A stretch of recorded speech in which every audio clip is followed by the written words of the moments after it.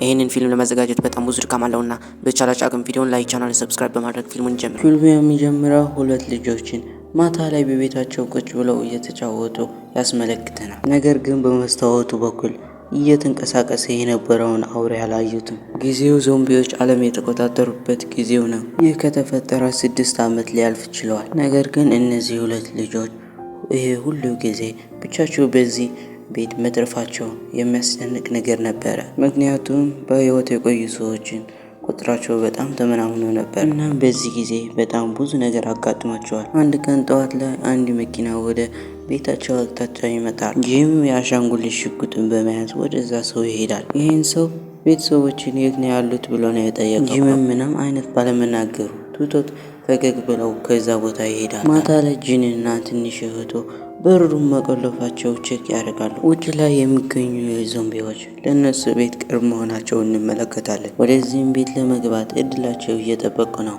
ጠዋት ላይ በሰላም ይነቃሉ። ጂሚ ላይ የአሻንጉሊት ጠመንጃ እየመረመረ ዝም ብሎ የአሻንጉሊት ጠመንጃ እንዳልሆነ እንመለከታለን። በቀጣይ ቀንም ልጆቹ ለመጫወት ከቤት በወጡበት ጊዜ ትናንትና መጥቶ የነበረው መኪና ዛሬም በዛ መንገድ ይመጣል። በዚህ ጊዜ ጥምዶቹ እንደ ትላንትና ጠይቀው ሊሄዱ አልፈለጉ። ድጋሚ ቤተሰቦች የት ነው ያለው ብለው ይጠይቋቸዋል። ጂሚን በመዋሸት ቤተሰቦቹ ለነሱ ምግብ ፍለጋ ወደ ከተማ እንደወጡ ይነግረዋል። ይሁንም በዚህ ቀላል ውሸት ግን እነሱን ማታለል አይችልም። ሴትቷም ልጆቹ እንዳይፈሩ ከተማው ከዚህ የ2 ሰዓት መንገድ እንደሆነ ትናገራለች። ስለዚህ ቤተሰቦቹ እስከሚመለስ ድረስ እሱና እህቱ እንደሚጠብቃቸው ቃል ይገባላቸዋል። ወንዶቹ በቤት እየተዘዋወሩ በሚመለከቱበት ጊዜ ቤት ውስጥ ብዙ አቅርቦች እንዳለና የሚሰራ ፍሪጅ እንዳለ ይገነዘባሉ። ስለዚህ ከመሄዳቸው በፊት እዚህ ጥቂት ጊዜ ለማሳለፍ ይወስናሉ። ጃክ መኪናው ደብቄው ልምጣ ብሎ ከቤት ይወጣል። መኪናው የሚደብቀው የሆነ ነገር የሚሸሹ ስለነበር ነው። በዛ ማታ ላይ ጂም ተደብቆ ጥምዶችን የሚያወርድ ነገር ይሰማቸዋል። ይህም ቤትም በጣም ስለተመቻቸው ነው ሲያወሩ የነበሩት። ነገር ግን እሱና እህቱ ለደህንነታቸው ስለፈሩ ወደ ሚስጥራዊ ቤት ይገባሉ። ይህን ያክል ዓመት እንዲኖሩ ያደረጋቸው ይህን ድብቅ ቤት ነው። በቀጣይ ቀን ጠዋት ላይ ሲነሱ የራሱ ቤት ይመስል ምግብ ሰርቶ የጠበቃቸው ጃክ ነበረ። ጂምም የጥንዶቹ ሁኔታ ምንም አልተመቸውም ነበረ። እናም ባላወቁት መልኩ ሁሉም ነገር ሊያበቃ እንደሚችል ይነግራቸዋል። ማታውን ጂም ጊዜው አሁን እንደሆነ ይጠይቃል። ውሻዋ ከሸተተቹ በኋላ የሆነ ምልክት ትሰጠዋለች። ጂም ምንም ሳያመነታ ውሻዋና እህቱ ወደ ሚስጥራዊ ክፍል ያስገባቸዋል። በሳሎን ያሉት ጥምዶችን ጥሩ ጊዜ እያሳለፉ እንደሆነ ያስባሉ። ነገር ግን ሊመጣባቸው ያለው ነገር አላዩት ነበር። ሴቷ መታጠቢያ ቤት ለመሄድ ትነሳለች። ነገር ግን ወደ መስተዋቱ በምትመለከት ጊዜ ብሳጭ ያለባቸው ዞምቢዎች መስተዋቱን ለመፋቅ እየሞከሩ ታያለች። የሚስባቸው መብራቱ ነው በማለት መብራቱን ታጥፈዋለች። ከዛም ግን በኋላዋ የነበረው በር ይከፈታል። ጃክም የሆነ ነገር መጥፎ እንዳለ ያስባል። ሽጉጥም ይዞ ወደዛ ያመራል። ነገር ግን ያገኘው በደም የተሸፈነች ፍቅረኛው ነው። ጥምዶቹ ለመጨረሻ ጊዜ የተያዩት እስከዚህ ድረስ ነበረ። ጠዋት ላይ ጂም እና ትንሿ እህቱ ምንም እንዳልተፈጠረ መጫወታቸው ይቀጥላሉ። በቤታቸው የገቡ ሰዎች በማስወገድ ይሄን የዛሬ ብቻ እንዳልሆነ ያስመለክታል። በዚህም ጊዜ በጫካው ውስጥ አንድ ፀጉራም ሰው እየሄደ እንመለከታለን። ነገር ግን በጫካው ውስጥ የተለያዩ ወጥመዶች ነው የተመለከተ። ያንን ወጥመድ በተመለከተ ጊዜ ይህን ጂም ቤት ይደርሳል። ድንገት ትንሽ ልጅ ፊት ለፊቱ ትመጣለች። ምንም ነገር ከማድረጉ በፊት የተተኮሰበት መርፌ አንገት ላይ ያገኘዋል። ያንን የተኮሰው ጂም ነበረ።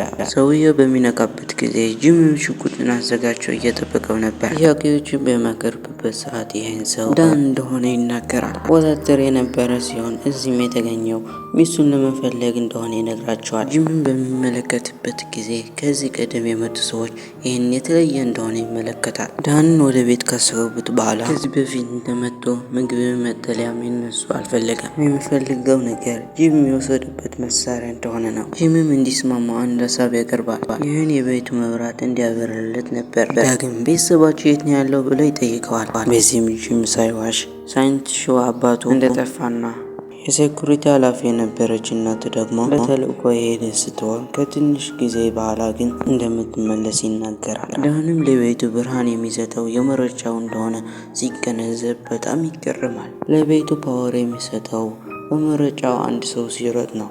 ከደቂቆች በኋላ ዞምቢዎች ወደ መስተዋት ይመጣሉ። ዳንም ምንም ሳይመነታ ወደ ውጭ ወጥተው ዞምቢዎችን ይገድላቸዋል። ከዛም በሚመለስበት ጊዜ ጂም ለምን እንደገደላቸው ይጠይቀዋል። ምክንያቱም መስተዋቱ ጥይት የሚከላከል መስተዋት ነበር። ምንም አይነት ዞምቢዎችን ወደዚህ መግባት አይችሉ ነበር። ዳንም በዚህ ሰዓት ላይ ልክ እንዳላደረገ ያስባል። ከዛ በቀጣይ ወደ መሮጫው ማሽን ሄዶ እየሮጠ ኃይል ማመንጨት ይጀምራል። ሌሊቱ በዚህ አልፍና ዳን በጠዋት ላይ ተዘርሮ እንመለከታለን። የጂም እህትም ደጋግማ ወደሱ መጠጋት ብትሞክር በመጨረሻው ግን ላብላብ እንደሚሸት ብላ ትታው ትሄዳለች። ስለዚህም ዳን ለመታጠብ ወደ ሻወር ቤት ይገባል። ትንሽ ልጅ የፀጉር ማስያዣ ተቀብለዋለች። በዚህ ሰዓት ጂም ግን ከቤት ወጥቶ ነበር። በቀን ጠዋት እየወጣ ለዞምቢ አስቀምጦት የነበረው ወጥመድ ቼክ ያደርጋል። ብዙም ሳይቆይ አንድ ዞምቢ በወጥመዱ ይያዛል። ይህ በእንዲህ እንዳለ ዳን ቁርስ ከበላ በኋላ የጂም እናት ሰራበት የነበረው ቤት ለማጽዳት ይወስናል። ከፈተው ጎን የመኪና ቁልፍ ያገኝና በጣም ተደስቶ ወደ መኪና ማስቀመጫው ይሄዳል።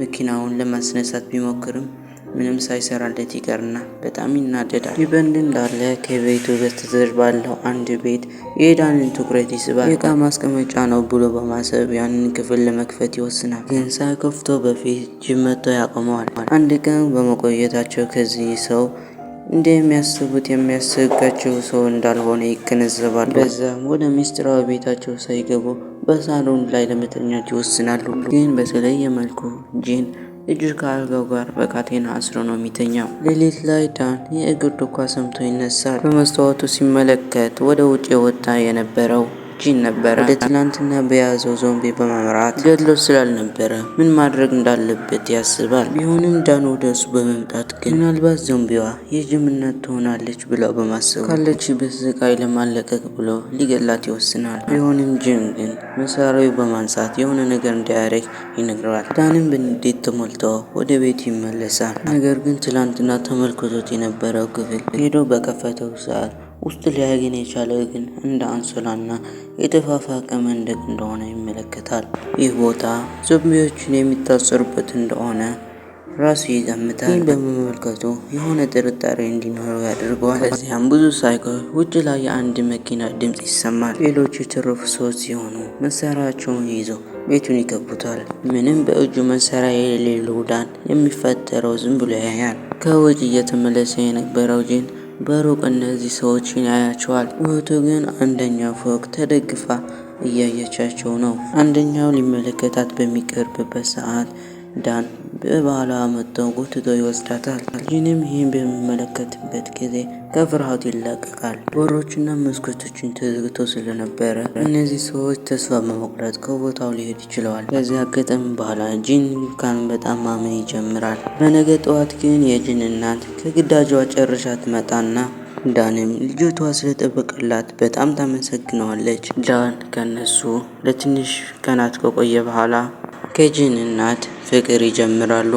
ሁለቱም ተዋደው ከዛ ቀን በአንድ ላይ ነው መኖር ይስማማሉ። ፊልሙ ከተመቻችሁ ላይክ፣ ቻናሉን ሰብስክራይብ በማድረግ ደግፉን። በቀጣይ ቪዲዮ እስከምንገናኝ ድረስ ይመቻችሁ።